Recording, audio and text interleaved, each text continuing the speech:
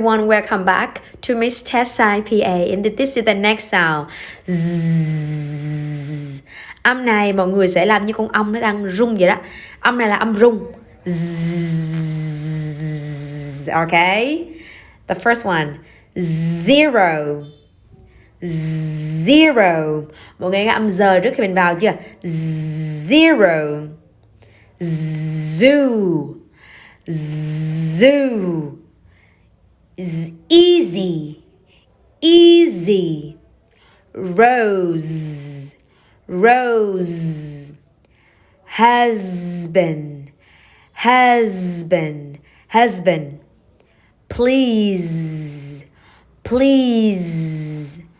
Always, always, always. Flowers, flowers, flowers. Now, your turn.